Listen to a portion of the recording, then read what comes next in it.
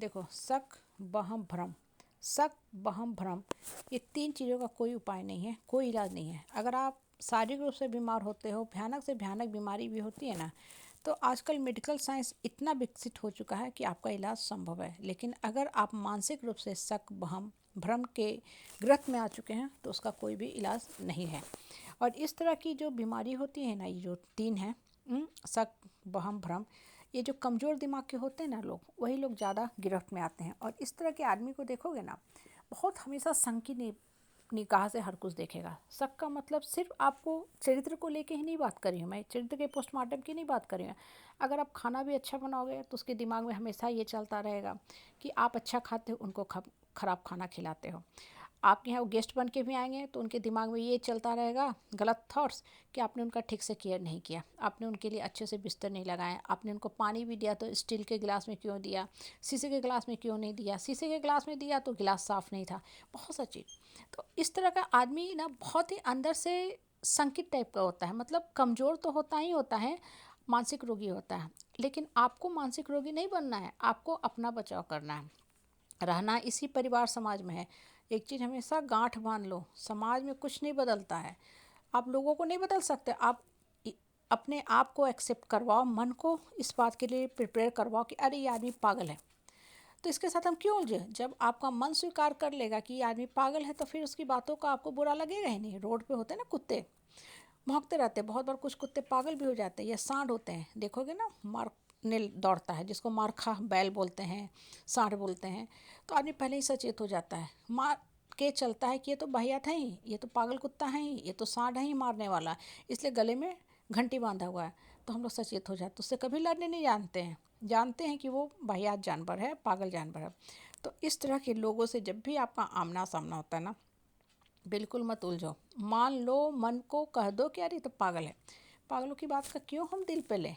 और जितना ज़्यादा ऐसे लोगों की बातों को दिमाग में ढोगे ना, वो तो है ऐसा ही रहेगा, लेकिन आप मानसिक रोगी जरूर हो जाओगे और आपको माइग्रेन जैसी भयानक रोग पकड़ लेगी।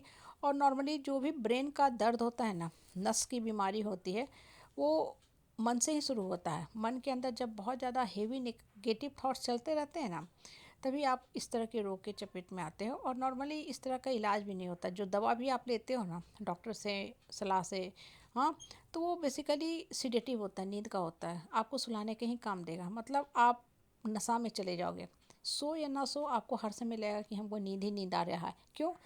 ताकि आपको थॉट्स के प्रोसेस है ना कम हो जाए। जब तक इंसान जागता रहता है बहुत सोचता है, बहुत सोचता है। तो नॉर्मली ब्रेन के जितने दवा होते हैं वो इसलिए ही बनाए होते हैं कि आप खा के सोए रहो। दवा खाते लोग को नशा हो जाता है, बेहोशी में सो जाते हैं।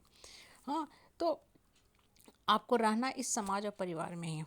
तो ऐसे लोगों से ना एकदम मत उलझो, जितना ज़्यादा उलझोगे ना, ठीक है, कोई फ़ायदा नहीं है। हाँ, अपने हाथों से ये समझ के करो कि हम अच्छा कर्म करें, मेरा कर्म ऊपर वाला देख रहा है।